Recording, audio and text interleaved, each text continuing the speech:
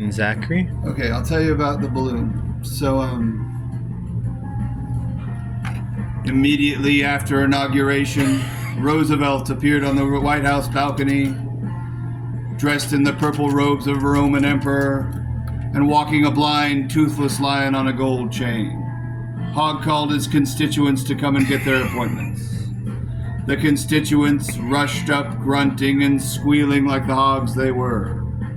Men who'd gone great and toothless in faithful service of their country were summarily dismissed in the grossest of terms, like, "You're fired, you old fuck, get your pals out of here," and in many cases thrown bodily from their offices.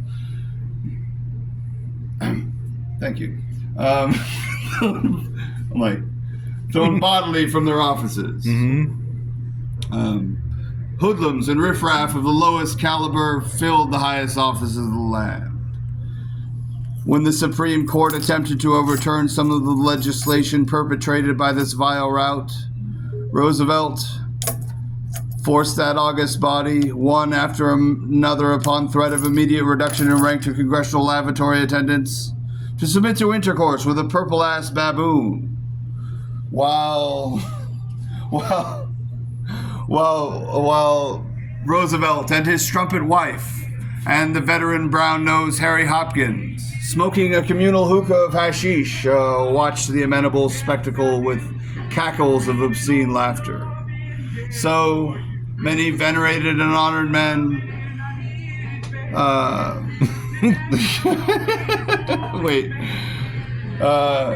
Roosevelt just laughed and said coarsely, "Plenty more where that came from," causing Hopkins to roll on the floor in sycophantic convulsions, saying over and over again, "You're killing me, Chief, you're killing me."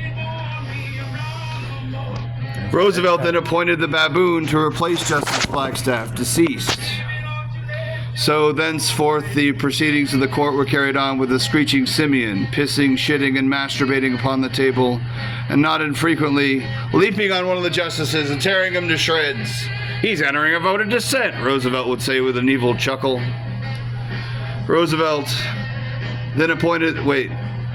So in the course of time, the Supreme Court came to consist of 9 purple-ass baboons, and Roosevelt, claiming to be the only one to interpret their decisions, thus gained control of the highest tribunal in the land.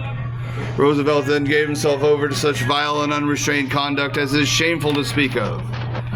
He instituted a series of contests designed to promulgate the lowest acts and instincts of which the human species is capable.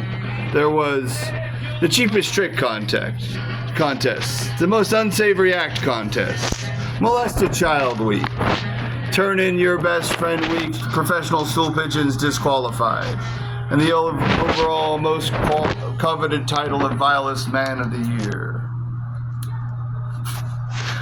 Roosevelt was so consumed with hatred for the species as it was that he wanted it degraded beyond all recognition. "I'll make those cocksuckers glad to mutate," he would say, staring off into space as though seeking new frontiers of depravity. So let us all scan the horizons in search of new frontiers of depravity. After all, this is the space age, and we are here to go. I totally messed that up. I skipped the whole part.